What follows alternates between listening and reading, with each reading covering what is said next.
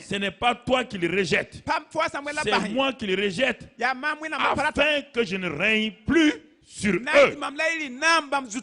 Il rejette le pasteur Samuel. Le peuple rejette son pasteur. Parce que le peuple ne veut pas que Dieu règne sur eux.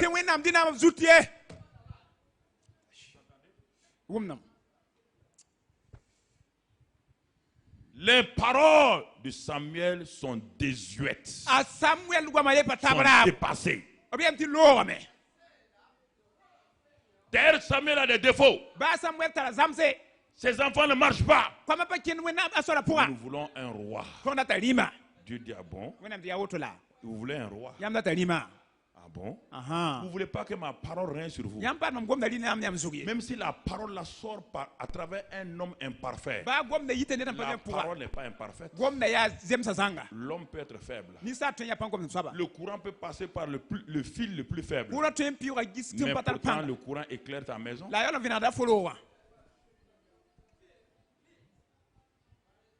Nous ne voulons pas. Nous ne voulons pas que cet homme règne sur nous. Dieu dit, ah bon? Ils veulent se comporter dans leur vie. Ils veulent se marier comme les autres nations. Ils veulent avoir l'argent comme les autres nations. Ils veulent vivre dans leur vie en mentant comme les autres nations. Ils veulent être jaloux comme les autres nations. Ils ne veulent pas que ma parole règne sur leur vie. Les femmes veulent se comporter comme les femmes des nations. Crier sur leur mari, faire ce qu'elles veulent. Les hommes veulent régner sur leurs femmes, comme les maris de ce monde-là règnent. Les enfants veulent faire comme les enfants de ce monde-là. Et leur travail, ils veulent travailler comme ils veulent. Ils veulent réfléchir comme ils veulent. Ils veulent aller là où ils veulent. Ils veulent faire ce qu'ils veulent. Parce qu'ils ne veulent pas que Dieu règne sur leur vie. Dieu dit, ah bon, Samuel, laisse-les. Laisse-les régner. Laisse-le quelqu'un d'autre régner. Ce n'est pas toi qui le rejettes. Toi, tu n'es que mon serviteur. Toi, tu n'es que simplement le porte-parole. Il rejette, s'il rejette un ambassadeur, il rejette le pays qu'il a envoyé. Alors, bien aimés frères et sœurs, ce matin, si nous devons nous arrêter là, avec ce que Dieu nous vient de nous dire déjà, par ma bouche frêle, où est-ce que Dieu règne dans ta vie?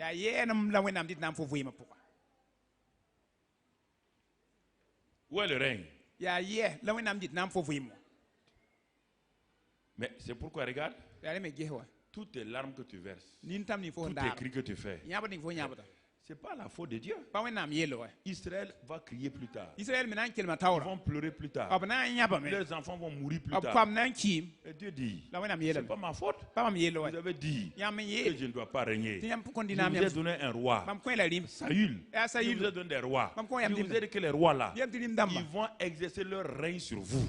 Ils vont prendre vos enfants, les envoyer à l'armée. Ils vont prendre vos enfants, en faire ce qu'ils veulent. Ils vont prendre vos biens. Ils vont prendre les impôts.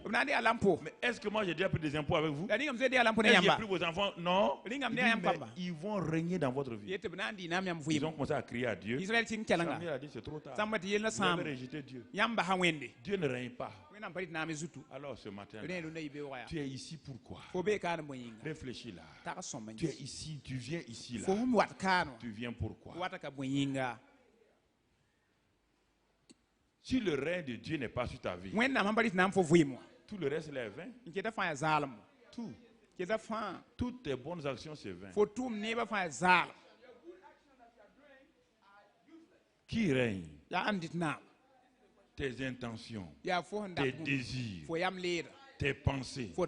C'est toi seulement qui règne sur toi-même. Tu parles comme tu veux. Tu réagis comme tu veux. Dieu dit laisse-le. Il ne veut pas que je règne. Il ne veut pas, laisse-le. Si moi je ne règne pas, quelqu'un d'autre va régner. Il n'y a pas de neutralité. Si Dieu ne règne pas, quelqu'un d'autre va régner sur ta vie. Et en ce temps, il te rendra esclave. Tu paieras un lourd tribut. Tu vas payer des impôts lourds. Nous ne voulons pas qu'il règne sur nous. Nous ne voulons pas qu'il règne sur ma vie. Je ne veux pas que Dieu règne sur ma vie.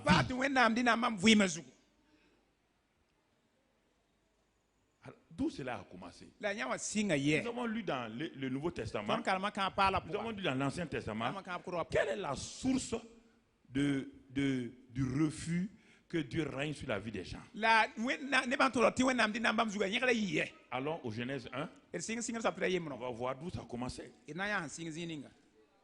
a créé la terre. Il a créé les cieux. Il a dit que pour qu'il règne dans les cieux, il a créé la terre comme une duplication du ciel. En créant la terre, c'était pour que ce qui est fait au ciel soit dupliqué sur la terre. Si vous dupliquez une cassette, tout ce qui est dans la cassette originelle va passer dans la cassette, donc copier. Dieu a fait la terre pour dupliquer. C'est pourquoi il dit que la volonté de Dieu qui est faite au ciel doit être faite où? Sur la terre. Le règne de Dieu là-haut doit être aussi un règne où? Sur la terre. Et c'est pourquoi il a dit Adam, Ève, je vous fais confiance. Adam, tu es l'ambassadeur principal. Ève, tu es l'adjoint. Tu es l'aide d'Adam. Dieu avait donné le règne à Adam et Ève. Mais l'ennemi Satan, qu'est-ce qu'il voulait? Le problème, l'ennemi ne voulait pas que l'homme devienne un pécheur. Ce n'était pas le but de l'homme, de Satan. Comprenez ce matin. Le but de Satan n'était pas que l'homme devienne pécheur. Satan s'en fout éperdument de ça. Satan voulait une seule chose: contrôler ce que le règne de Dieu sur la terre. Il voulait devenir un prince. Il voulait devenir le Dieu de cette terre-là. Ce n'est pas le péché qui l'intéressait. Ce n'est pas le fait qu'Adam et Ève vont devenir pécheurs. Ce qui l'intéressait, c'était de satisfaire sa propre passion.